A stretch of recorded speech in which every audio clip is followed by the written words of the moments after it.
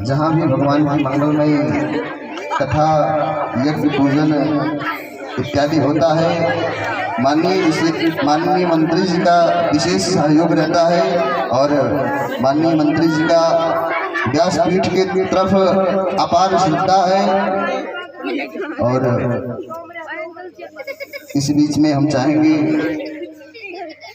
कि हमारे जो कलाकार, जो इस कमेटी के सदस्य बंधु, जैसे कि कमेटी के अध्यक्ष श्री संतोष कसौधन जी, श्री राम जी मौर्य जी, राजू कोटेदार जी, श्री गिरीश श्रीवास्तव जी, रामानंद कसौधन जी, बजरंगी कसौधन जी, दुर्गेश चौधरी जी, श्री राम गुलाम चौधरी जी, श्री रामचरण यादव पूर्व प्रधान बंदरा, आप समस्त सदस्यगण मंच पर आ जाएं माननीय मंत्री जी का माल्यार्पण करने के लिए।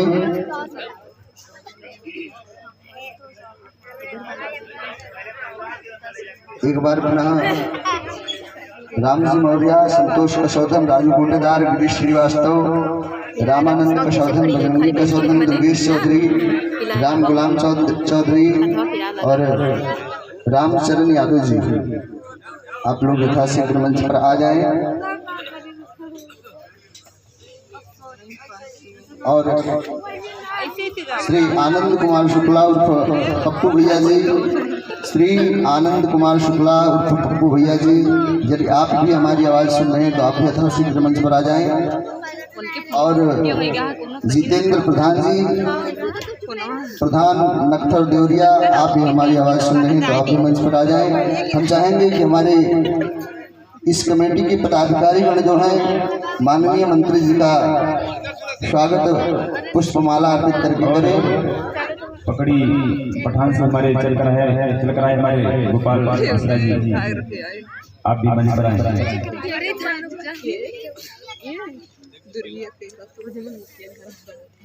कमेटी के अध्यक्ष संतोष कसौधन जी, जोरदार तालियों के साथ में आप लोग स्वागत कीजिए। और इस बार भी भारतीय जनता पार्टी की तरफ से इटवा विधानसभा के प्रत्याशी हैं माननीय मंत्री जी, और राम जी मौर्य जी के द्वारा माननीय मंत्री जी को माला पहनाकर स्वागत है। राजू कोटेदार जी,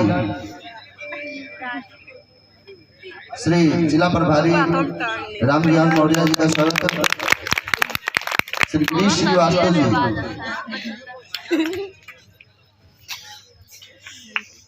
जोरदार ताली आप लोग बजाते हैं।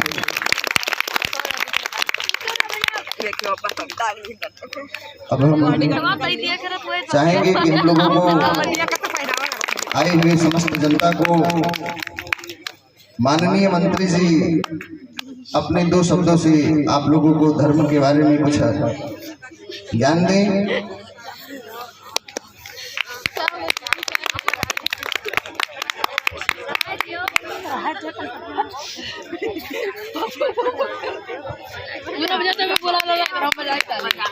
एक बार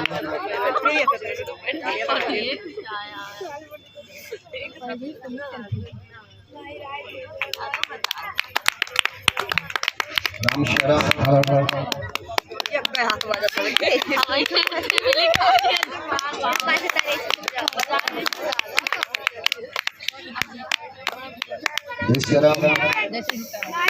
प्रधान जी, जितेंद्र प्रधान जी, माला दी रही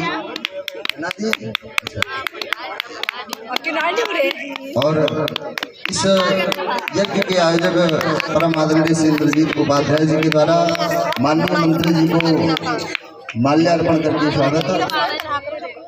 श्री इंद्रजीत उपाध्याय जी के द्वारा जोरदार ताली आप लोग बजाएं। और अब हम चाहेंगे कि माननीय मंत्री जी आप लोगों के बीच में अपना शब्द रखें। जय श्री सीताराम, जय श्री नारायण।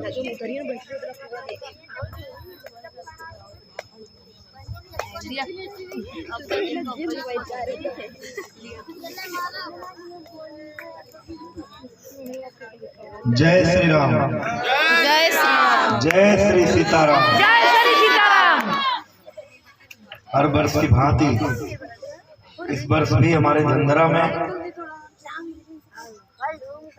ये जो मानस कथा हो रही है, श्री राम कथा ज्ञान यज्ञ चल रहा है। मैं सबसे पहले आयोजन समिति का आभारी हूँ कि आप हमेशा मुझे अवसर देते हैं इस मंच पर आने का, व्यासपीठ को प्रणाम करने का, और कथा के रूप में जो अमृत वर्षा होती है उसका प्रसाद प्राप्त करने का। इसके लिए मैं पूरी आयोजन समिति का आभारी हूँ। चुनाव का समय चल रहा है, इसलिए व्यस्तता के कारण आने में विलम्ब हुआ, उसके लिए क्षमा प्रार्थी भी हूँ। इस पूरे आयोजन की शोभा बढ़ाने के लिए हर वर्ष जो यहाँ आती हैं, न केवल राम कथा रूपी अमृत रसपान कराती हैं, बल्कि इस पूरे क्षेत्र में एक आध्यात्मिक और सांस्कृतिक वातावरण का सृजन करती हैं, और हमारी खास करके हमारी महिलाओं को, बहनों को, बेटियों को उनके जीवन में आगे बढ़ने की, साहस के साथ आगे बढ़ने की, संस्कार के साथ आगे बढ़ने की प्रेरणा देती हैं। ऐसी परम पूज्य मानस साक्षी देवी जी कथावाचिका, कथा के आयोजक इंद्रजीत उपाध्याय जी, इस आयोजन समिति के अध्यक्ष और हमारी पार्टी के बूथ अध्यक्ष श्री संतोष कसोधन जी, उपाध्यक्ष राजू कोटेदार जी, कोषाध्यक्ष राम जी मौर्य जी जो हमारी पार्टी के मंडल के उपाध्यक्ष भी हैं, आचार्य दुर्गेश शुक्ल जी जो हमारे छोटे भाई की तरह हैं, आचार्य त्रिपुरारी शास्त्री जी, हमारे वरिष्ठ नेता गिरीश श्रीवास्तव जी, युवा मोर्चा भारतीय जनता पार्टी के सेक्टर प्रमुख दुर्गेश चौधरी जी, हमारे बूथ अध्यक्ष राम गनल चौधरी जी, राम गुलाम चौधरी जी, पवन कुमार चौधरी जी जो आदरणीय ग्राम प्रधान हैं, रामचरण जी पूर्व प्रधान, रामधनी विश्वकर्मा जी बीडीसी, रामानंद कसोधन जी, श्री बजरंगी कसोधन जी, श्री माता प्रसाद चौधरी जी, श्री अनुज चौधरी जी, रिंकू ओझा जी, राम नरेश ओझा जी, ओमनाथ ओझा जी, कमलेश चौधरी जी, रामकिशोर यादव जी, अभिषेक ओझा जी, राहुल मौर्य जी, सुनील श्रीवास्तव जी, चंद्रपाल चौधरी जी, रामदेव मौर्य जी, मिलई चौधरी जी, राम नरेश यादव जी, संतोष मौर्य जी, मनोज चौधरी जी, आसाराम कसोधन जी, सुभाष विश्वकर्मा जी, धीरेन्द्र कश्यप जी, प्रकाश गुप्ता जी, हरि प्रसाद विश्वकर्मा जी, रामचंद्र चौधरी जी, बहादुर गुप्ता जी, सिपिल सार्जन चौधरी जी, शिवपूजन चौधरी जी। ये नाम इसलिए पढ़ रहा था मैं, ये जो आयोजन समिति है, गांव में प्रधानी के चुनाव में अलग अलग पक्ष में बड़े खड़े रहते हैं, आपस में किसी मुद्दे पर कोई मतभेद भले ही होता हो, लेकिन जब इस गांव में ये कथा होती है तो सब मिलकर एकजुट, एक भाव से, एक ऊर्जा से, एक उत्साह से इस कथा का आयोजन करते हैं, और इसकी सराहना इस पूरे क्षेत्र में होती है। आज संयोग से, सौभाग्य से, जब मैं निकल रहा था इटवा से, हमारे भारतीय जनता पार्टी के गोरखपुर जिले के वरिष्ठ नेता, हमारे प्रदेश कार्य समिति के सदस्य, सिद्धार्थनगर जिले के प्रभारी, जिनके मार्गदर्शन में हम सब चुनाव लड़ रहे हैं, ऐसे हमारे अभिभावक आदरणीय राम जियावन मौर्य जी भी उस समय आ गए थे। तो मैंने आग्रह किया कि आप चले, अच्छा आयोजन हो रहा है। कोई विशेष बात इसलिए भी नहीं करूंगा क्योंकि आप सब राम कथा रूपी अमृत पान कर रहे थे, उसमें व्यवधान बना हूँ, जल्दी यहाँ से हट जाना चाहता हूँ। मानस कोकिला साक्षी जी को मैंने पहले भी सुना है, राजनीतिक व्यस्तता के कारण ज़्यादा देर तक बैठने का अवसर तो नहीं मिलता है, लेकिन इस उम्र में, इतनी कम उम्र में जो उनकी समझ है मानस की और जितनी सरल व्याख्या वो करती हैं, वो हमारी बेटियों के लिए, महिलाओं के लिए एक प्रेरणा की स्रोत है।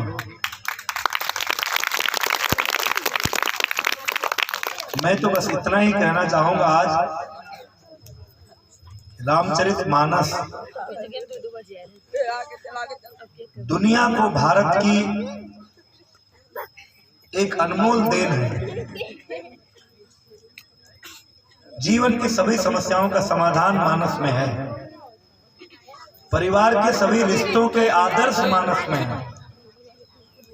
एक आदर्श पिता, एक आदर्श पुत्र, एक आदर्श भाई, एक आदर्श माँ, एक आदर्श पत्नी, एक आदर्श शत्रु रावण जैसा, एक आदर्श मित्र, एक आदर्श सेवक। जितने जीवन में जितने रिश्तों की आवश्यकता होती है वो सब मानस में मिलता है। जब आपको समझ में ना आए कि मैं एक पिता के रूप में अपनी भूमिका का निर्वहन कैसे करूं, जब आप धर्म संकट में हो तो मानस पढ़िए।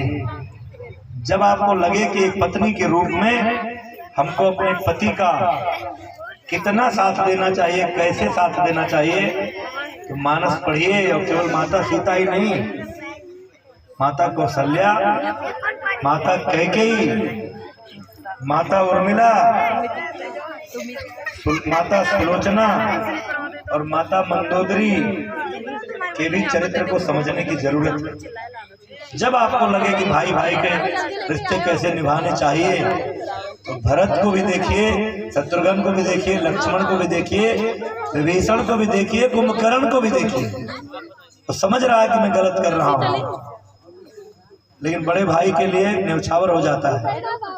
और एक विभीषण भी है, वो समझ रहे हैं कि एक भाई का साथ देना चाहिए, लेकिन अनर्थ हो जाएगा ऐसा करने में, अधर्म हो जाएगा, इसलिए भाई को भी छोड़कर प्रभु राम के साथ खड़े हो जाते हैं। इसलिए तमाम सारे ऐसे प्रसंग हैं, उनके विस्तार में मैं नहीं जाना चाहूंगा। कथा हो रही होगी तो आप सुन रहे होंगे आप। और मैं मानता हूँ कि मैं आज जहाँ खड़ा हूँ, मैं अगर कुछ कर पा रहा हूँ ये 3 तारीख के है ना इलेक्शन, प्रदेश के लिए, हाँ 3 मार्च से, 3 मार्च के है। निश्चित रूप से मानस जैसे ग्रंथों से और मानस में जो उपलब्ध चरित्र हैं वहाँ से मिलती है।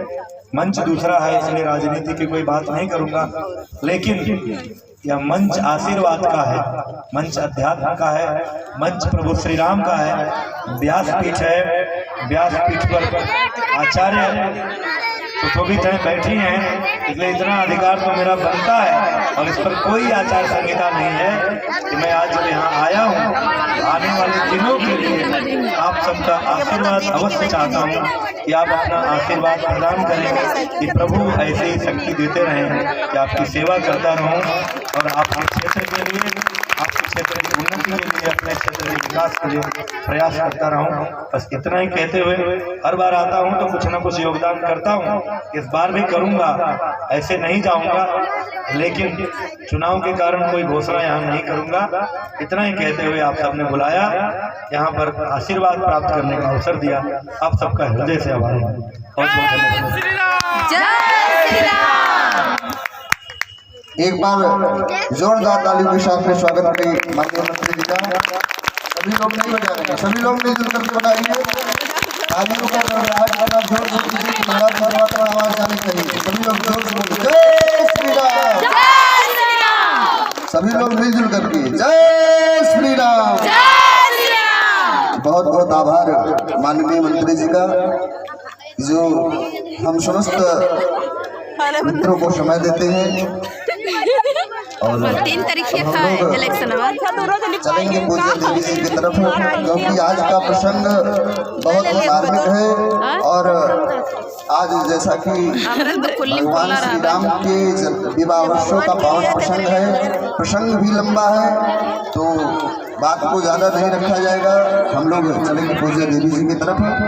एक बार सभी लोग प्रेम से जयकारा लगाएंगे, बोले नारायण भगवान की जय श्री राम।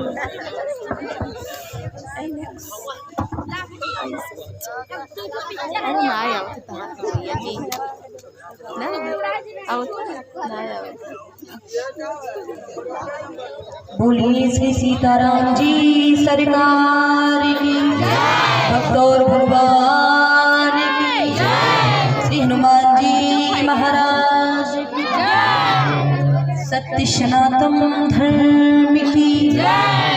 आप क्या उद्यान नहीं करते हैं?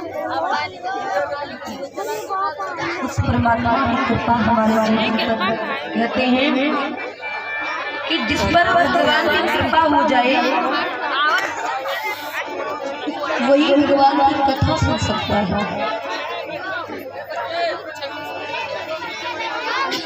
और कहते हैं एक यही नाम है जो हमारे जीवन को सार्थक बना सकता है। जो हम लोग कीर्तन करते हैं ना, गाते